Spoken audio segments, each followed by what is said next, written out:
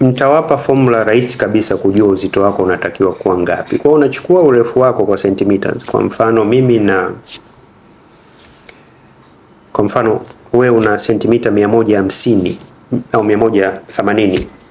Kwa unachukua ile 180 unatoa 100. Kwa hiyo uzito wako unatakiwa kuwa kilo 80. Ukiwa na urefu wa 160 unatoa 100. Kwa hiyo ideal uzito wako unatakiwa kuwa 60. Kwa hiyo ni chukua urefu kwa sentimita, toa 100, utapata ideal uzito wako. Chakula, hamna chakula kibaya duniani. Ni sisi watumiaji tunakitumia namna gani, tunatumia kwa wingi wa namna gani, mida gani tunokula. Hiyo ndo pale ndo chakula kinageuka sasa kutoka kuwa chakula chenye kukupa manufaa kinaingia kuwa chakula chenye madhara. Ukiwa na bahati mbaya unaweza ukapata stroke zile kubwa likakuacha hai, lakini umepooza upande mmoja kwa maisha yako yote. Sasa hiyo ni bahati mbaya. Na kwa nini naita bahati mbaya? Kwa sababu utakuwa hai lakini utakuwa huna uwezo wa kuzungumza, utakuwa huna uwezo wa kucontrol haja kubwa wala haja ndogo. Kwa kwangu mimi bado naita ni bahati mbaya, na vyote hivi vinaweza kuepukika kwa kufata matumizi ya dawa yaliyo sahihi. Lakini kwa upande wa pili sasa ni kwamba lazima jitihada za kupunguza uzito ziwepo, kula chakula kilichokuwa sahihi, na kuna wengine wanakula chakula kilichokuwa sahihi, get me right, lakini wanakula kiasi gani? Kwa sababu wewe mtu uliyekuwa ofisini ukitaka ule chakula kama vile mtu anayekwenda kufanya kazi nzito, na sio kwamba nataka kutizama kazi za watu vibaya, hapana. Kuna watu ambao wanafanya kazi nzito sana, kubeba mizigo au kubeba vitu vizito. Sasa hawa demand yao ya chakula ni kubwa kulinganisha mimi ambaye niko ofisini, wanaita white collar, kwa sababu mimi sitatumia chakula chote nitachokula. Kwa hiyo unaweza kuwa unakula chakula sahihi lakini idadi ya kile chakula ikafanya hicho chakula sahihi kutokuwa chakula sahihi. La pili, utumiaji wa chumvi, na hili ni muhimu sana. Nafikiri sisi kama madaktari na wizara inayotuongoza linahitaji kampeni maalum. Tunatumia chumvi nyingi sana. Kwa hiyo ushauri wangu mimi huaga ni upo simple kabisa kwa kila mtu. Ukianza kuisikia chumvi kwenye ulimi, ujue hiyo chumvi, hicho chakula kina chumvi nyingi. Chumvi inahitajika gramu 3 kwa siku. Kila mtu anahitaji chumvi. Lakini usiweke chakula au kula chakula chenye chumvi mpaka unaisikia kwenye ulimi, kwa sababu unajihatarisha kwenye magonjwa ya moyo, unajihatarisha kwenye magonjwa ya shinikizo la damu na kadhalika. Kwa hiyo ni muhimu sana watu kuzingatia. Jambo lingine ambalo nitaligusia kidogo hapa ni kuhusu mazoezi. Mazoezi kiujumla yanapunguza shinikizo la juu la damu.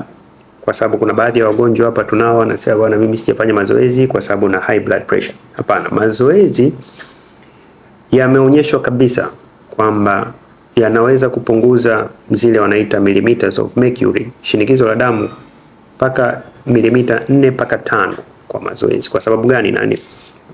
Maelezo yake ya kitaalamu ni yako rahisi kabisa. Mishipa kwenye mgonjwa wa shinikizo la damu imebana. Unapofanya mazoezi, kwa sababu jasho linakutoka, mishipa inabidi ipanuke ili wewe uweze kutoa lile joto lililozidi mwilini. Sasa ukipanua mishipa ndio vile pressure inaposhuka pale. Kwa hiyo kunywa dawa pamoja na mazoezi yote yanachangia katika kushusha pressure yako chini. Sasa tumezungumzia hapa nguvu za kiume. Kina mama wasifurahie, kwa sababu inalowafanyia kina mama linapunguza kabisa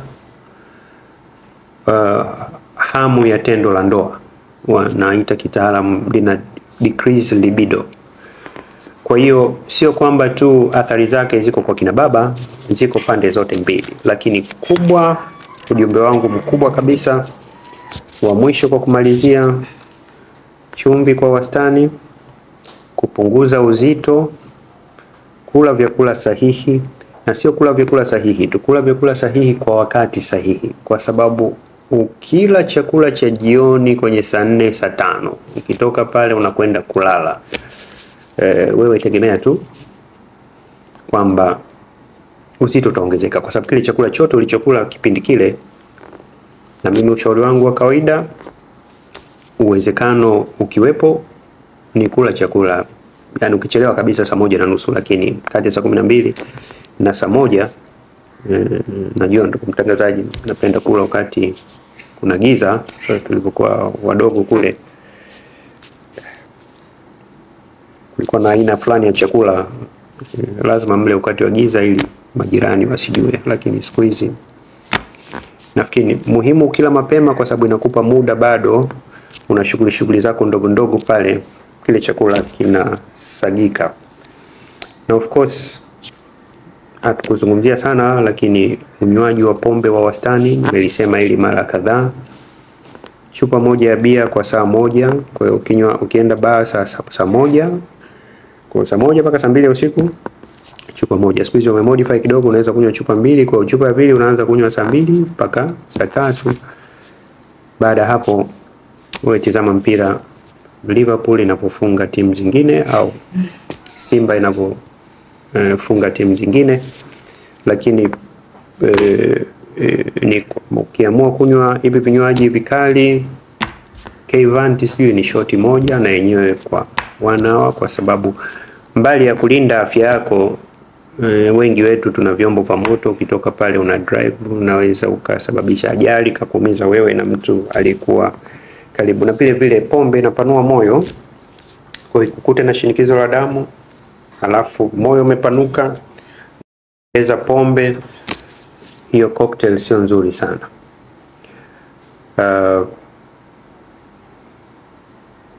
Ni muda wa kuchukua nafasi yako katika meza ya HW, tuwasilishe kwako mawazo yenye tija kwa maneno ya dhahabu, kukupa hamasa na kukujengea uwezo wa kufanya zaidi na kuwa zaidi. Welcome to the home of positive vibes.